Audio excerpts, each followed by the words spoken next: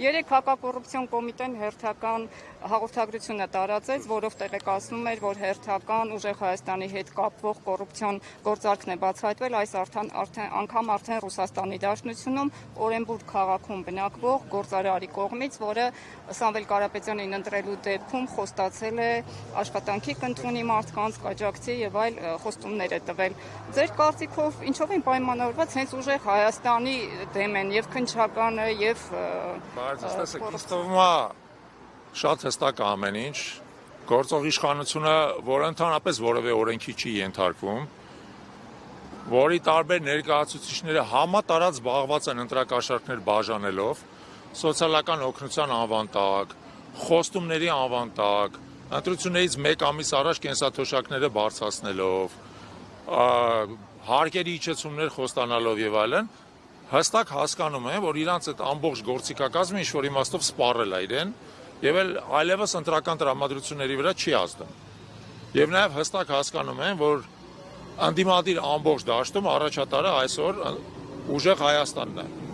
Եվ ուժեղ Հայաստանը դա չի էլ թաքցնում եւ դա պայմանավորված է ըստ էության նրանով, որ մեր ժողովուրդը ցանկանում է թարմություն տեսնել քաղաքական դաշտում, ուզում է տեսնել նոր ուժ, որը ոչ միայն կապ չունի Փաշինյանի եւ իր վարչակույտի հետ, այլև կապ չունի նախկին իշխանությունների հետ եւ պատրաստ է նոր մոտեցումներ բերել, նոր պատասխանատվություն ստանձնել։ Դրա համար էլ նրանք թողել են արդեն Ռոբերտ Քոչարյանին, Գագիկ Ծառուկյանին, Սերժ Սարգսյանին, Լևոն Տեր-Պետրոսյանին եւ ամբողջ իրենց քարոզչական եւ ադմինիստրատիվ ռեսուրսը ուղղել են ուժեղ Հայաստանի դեմ։ Դա զարմանալի չի, որովհետեւ հասկանում են իրանց համար իրական վտանգը որտեղից է գալիս եւ փորձելու են բնականաբար այս մնացած 4 շաբաթների ընթացքում հնարավոր ցանկացած հնարավոր եւ անհնարին բան անելու, որպեսզի ուժեղ Հայաստանի հաղթանակի շանսերը նվազեցնեն։ Կարծում եմ իրանք կձախողվեն, որովհետեւ այդ ամեն ինչը այլևս արդյունք չի տալիս։ Սա էր արդյունքը, որ հատկապես այս եվրոպացի պաշտոնյաների այցից հետո, ԵՄ գագաթնաժողովից հետո իշխող ուժի, մասնավորապես Նիկոլ Փաշինյանի վարկանիշը նախորդ ամիսների համեմատ ավելի բարձրացել է ընտրությունների նախաշեմին։ Սրա վերաբերյալ ինչ կասեք։ Եկեք, գիտեք ինչ, տեսեք, սոցիոլոգիական հարցումներ հիմա այն հաճախականությամբ են արվում, հա, ամեն շաբաթ մենք 2-3 սոցիոլոգիական հարցման արդյունք ենք տեսնում։ Ընտրությունների արդյունքների տեսանկյունից սոցիոլոգիական հարցումները ընդամենը, այսպես ասած, ուղղորդող գործոն են, ընդամենը ուղղորդող գործոն են։ Ընտրությունների օրը այդ գործոններին խառնվում են բազմաթիվ հավելյալ գործոններ։ Ընտրողներից ով է գալի ընտրության, ի վերջո վերջի պահին ինչ ընտրություն է կատարում, իր խղճի առաջ ինչ պատասխանատալի եւ այլն։ Դա համար եկեք վերաբերվենք բոլոր այդ սոցիոլոգիական հարցումներին որպես ընդհանուր, այսպես ասած, ֆոն, հաշվի առնենք հետեւյալը, որ ոչ մի սոցիոլոգիական հարցում եւ ոչ մի սոցիոլոգիական հարցում գործող իշխանությանը բացահայտ առավելություն չի տալիս, անդիմադիր դաշտը միասին վերցած ավելի շատ աջակցություն ունի, քան թե գործող իշխանությունը, ցանկացած պրակտիկորեն սոցիոլոգիական հարցման մեջ, ուստի մեր հիմնական խնդիրը լինելու է նա, որ մենք անդիմադիր ընտրողին կարողանանք բերել ընտրության մեկ եւ իրան համոզենք, որպեսզի ինքը ընտրի անդիմադիր դաշտի առաջատար ուժին, որովհետեւ ամենակարևորը նրանում է, որ անդիմադիր դաշտը, որը առնվազն 70% է կազմում Հայաստանում, ինքը գա ընտրության եւ իր ձայները չփոշյանան։ Եթե մենք այդ երկուսը կարողանանք ապահովել, հաղթանակը երաշխավորված է։ Հիմա վերադառնալով ձեր հարցին, ինչպես ենք անելու։ Տեսեք, իշխանությունը վերահսկում է հանրային հաղորդակցության կարևորագույն խողովակները։ Առաջին հերթին հանրային հեռուստատեսությունը։ Հանրային հեռուստատեսության միջոցով վերջի 5 տարիների ընթացքում նա ամենօրյա ռեժիմով սուտ, կեղծիք եւ ատելություն է տարածել, ամենօրյա ռեժիմով եւ շարունակում է տարածել։ Եվ ցավոք, մեր հասարակության այն մասը, որը ինֆորմացիան ստանում է հանրային հեռուստատեսությունից, ենթարկվել է այդ ազդեցությանը, այդ տոքսիկ թունավորող ազդեցությանը։ Մենք միակ ձևը այդ մարդկանց հասնելու դա ֆիզիկական կոնտակտն է։ Տեսեք, ես այսօր խոսում եմ, տեսնում եմ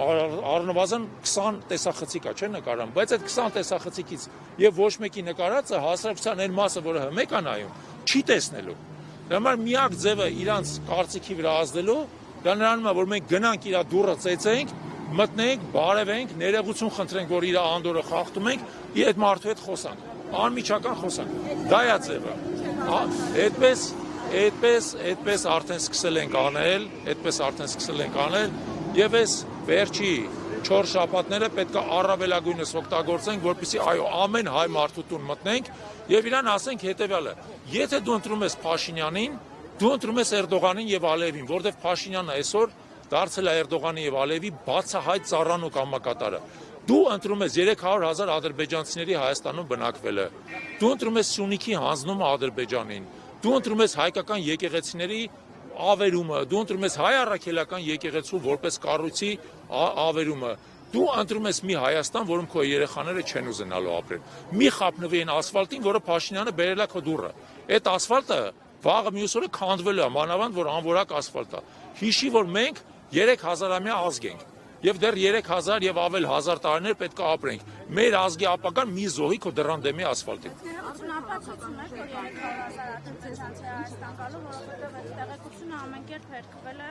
Այդ տեղեկությունը Ալիևի կողմից չի հերքվել։ Տեսնում եմ, որ դուք սիվիկից եք։ Ես ասեմ, քանի որ Ալիևը ամեն ինչ ասում է Փաշինյանի հետ համաձայնեցնելուց հետո, ապա ես ոչ թե Ալիևին եմ վստահում, այլ ասում եմ հետևյալը, եթե Ալիևը ասում է, ուրեմն Փաշինյանը արդեն համաձայնվել է։ Եկեք, գիտեք ինչ, դուք լրագրող եք, թե ԿՊ-ի անդամ եք։ Եթե լրագրող եք, եկեք իմ այդ քաղաքական դիսպուտի մեջ մի մտեք։ Մենք տեսել ենք, որ այս ընթացքում Ալիևը ինչ ասել է, մեկին մեկ տեղի է ունեցել։ Ինչի որտեվ Ալիևը ցանկացած բան Փաշինյանի հետ համաձայնեցնում է, հետո է ասում, ինչի որովհետև Փաշինյանն ու Ալիևը դրանք մի տիրոջ ծառայող երկու ծառաներ են։ Իրանք նույն քաղաքական սուբյեկտն են եւ դա արդեն ապացուցված է։ Բազմիցս ապացուցված է։ Դուք ես առաջարկում, որպեսզի ընտրողը իրեն ընտրի, հա։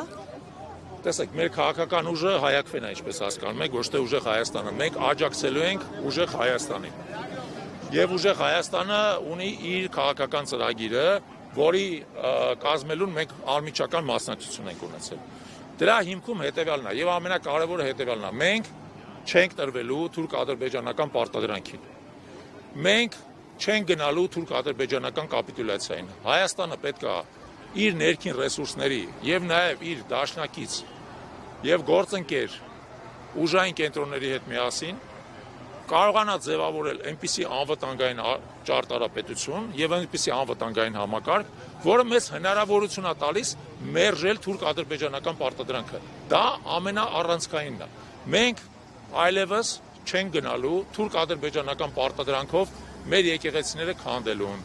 հայ առաքելական սուրբ եկեղեցին վարքաբեկելուն, Արարատը եւ մեր մշակույթի եւ ինքնության սիմվոլները մեր կյանքից հեռացնելուն, մեր փառքի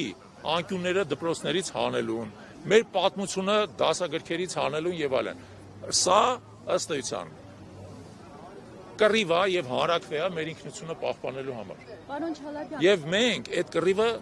տանելու ենք մինչև վերջնական հաղթանակ։ Դուք ունեք ներսում քննադատություններ կան, որ միասնության թևերի հետ այդպես համագործակցությունը չստացվեց, հիմա ուժեղ Հայաստանին եք անդամ սատարում աջակցում ձեր խոսքը մեջ բերեմ, ինչով է սա պայմանավորված եւ ըստ էության նաեւ ասում են այսպես վստահելի չէ։ Ով ասում։ Ներողություն։ Նախ մենք որևէ թևից որևէ թև չենք անցել։ Մենք համագործակցության ուշագիր ենք ստորագրել միասնության թևերի հետ, որով պայմանավորվել ենք մեր ուժերը միավորել։ Չի ստացվել։ Տարբեր պատճառներով չի ստացվել։ Միասնության թևերը թև չի ընդհանրապես։ Դա մեր համար մեզ համարժեք կառույց է, երկու համարժեք կառույցներ իրար հետ համագործակցության ուշագիր են ստորագրել, սկսել են համագործակցել, համագործակցությունը չի ստացվել։ Մեր պատճառների մասն էլ հայտարարել ենք, թե ինչի համագործակցությունը չի ստացվել։ Ցավալի է, որ չի ստացվել, անկեղծ ասում եմ, ցավալի է, որ չի ստացվել, բայց ասել, որ մենք մի թևից անցել ենք մյուս թևը, դա կեղծիք է, որտեղ միասնության թևերը ոչ մի թև էլ չի։ Դա մեր պես նորաստեղծ կառույց է, ավելի շուտ մենք 3 տարվա արդեն գործող կառույց ենք, իրենք կես տարի են գործում։ Կարելի է ասել, որ ընդհանրապես ուղղակի այդ համագործակցությունը չստացվեց այդքան բան։ Իդեպ ուժեղ Հայաստանը եւս նորաստեղծ կառույց է։ Եվ ասել, որ մի թևից մյուսն ենք անցնում, սխալ է, որովհետեւ սրանք բոլորը նորաստեղծ կառույցներ են, իրանց միջև ընթանում են համագործակցության տարբեր տեսակի ձևաչափներով քննարկում, հուսով ենք այս համագործակցությունը կստացվի։ Պարոն Չալաբյան, խնդրում եմ կիսվեք, եթե այդպիսիք կան,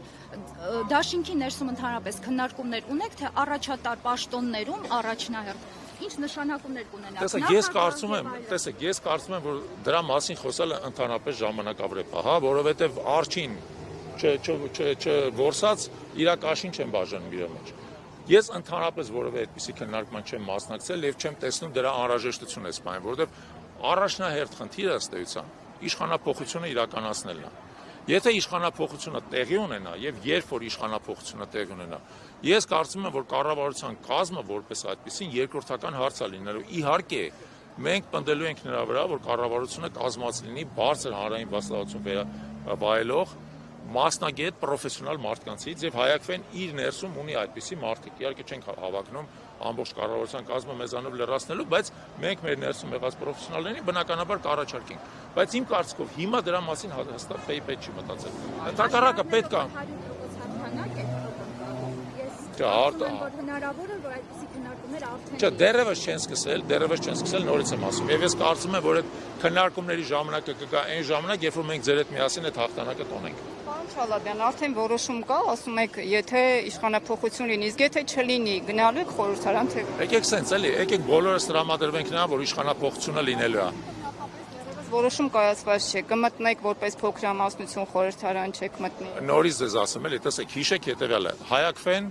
աջակցում է ուժեղ Հայաստանին, բայց հայակվեն ներգրաված չի նույնիսկ ուժեղ Հայաստանի ցուցակի մեջ։ Ուստի այդ հարցերը դուք պետք է տաք ուժեղ Հայաստանի ցուցակի ներկայացուցիչներին, կմտնեն, չեն մտնի, բայց մեր նպատակը ի վերջո շատ հստակ է, հասնել իշխանափոխության եւ ձևավորել ազգային իշխանություն, ոչ թե թուրք ադրբեջանական հպատակ իշխանություն ունենալ եւս երրորդ անգամ արդեն։ Մեր նպատակը դա է։ Այդ իշխանության ներսում, թե նախարարական պաշտոնները ովքեր կզբաղացնեն, կարևոր հարց է, բայց ամենակարևորը չի։ Լավ, շնորհակալ եմ բոլորին։